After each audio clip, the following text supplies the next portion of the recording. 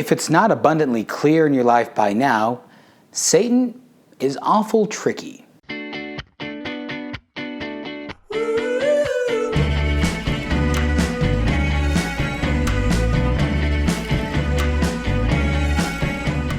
In our spiritual lives, we need to be aware of and attentive to some of the tricks and traps of the devil.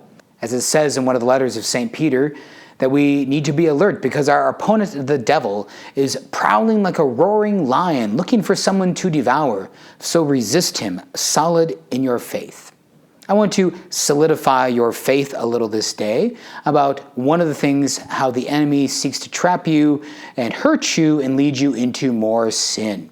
Because as Jesus says in the Gospel of John, chapter 10, he is a thief who comes only to steal, slaughter, and destroy. And so, with our blessed Lord and with the Scripture's help, we'll shine some of the light on this thief, this prowling lion who seeks to devour. In St. Paul's first letter to Timothy, chapter 2, he talks about how there should be prayers for those in authority, for church leaders, for government leaders, for family leaders, anyone with authority. Now, this appeal to pray for authority can seem somewhat contradictory or maybe even hard to hear to our American ears. As Americans, in some ways, we're very egalitarian. We don't like appeals to authority. Just because you're in charge doesn't mean that you're the boss of me. I'm my own boss. I'm the one in charge of myself, we might say or think. Not uncommon. But the Bible, the biblical way of looking things, is that this world is authoritative. There is a hierarchy in this world as it's created by God. The simple authority of a family that you're born into, you have to obey your mother and father. And the authority even of creatures, that there's a hierarchy from rock to plant to animal to human being. And we as human beings have an authority over this created world that we should exercise well. So, this means that authority is part of the Christian life, the human life. Human life from our birth, Christian life from the Scriptures and from the structure of the church, priests and bishops, with an authority. But what happens when that authority gets misused? Some of you listening, probably most of you listening, have in some way been hurt in some way by those in authority. Whether it was your parents, even while they're good intended, or even if maybe they didn't have good intentions. Whether it's maybe a teacher, maybe you feel hurt by some civic leader, or even someone in the church, a priest or someone else. All of us have in some way probably felt the sting of authority that wasn't used well. Because authority is exercised by human beings and all human beings are sinners. So what do we do when we've suffered from the sins and the faults of those in authority? The one thing we don't do is we don't give up on authority itself altogether. We don't abandon the idea of authority just because we have been hurt by it. Now, we can work to reform authority, and because all authority is subject to the truth of God.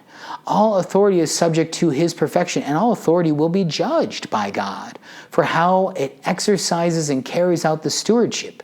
Now, that means even you and the authority over your own self and anyone that's entrusted to you, and any priest or bishop, any governor, ruler, president, prime minister, senator, judge, anyone with authority, a mother, a father, a teacher, they'll be judged for how well they exercise their authority. When thinking about this, St. Augustine says, "For you I am a bishop, with you I am a Christian.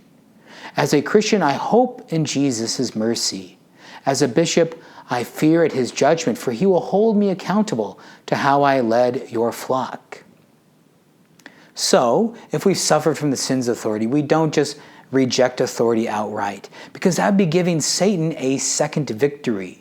He'd have the first victory, your own sufferings by the sins of another, and then the second victory of your rejection of part of God's creation and structure. So instead of rejecting it, even though we've been hurt by it, we need to pray and work to reform it, as St. Paul invites Timothy to do in 1 Timothy chapter 2.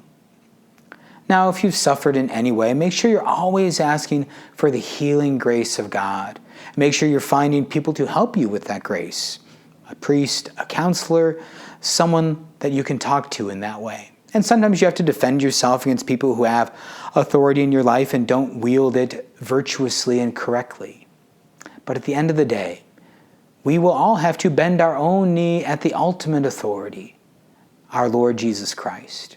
And every authority exercised on this earth will be accountable to Him. So pray for all authority. And if you've been hurt by it, don't reject it outright, but rather pray for its renewal and work yourself to better exercise the authority God has given to you. I'm Father Andrew Dickinson from your Pius XII Newman Center. God bless you. My prayers for you. Have a great week.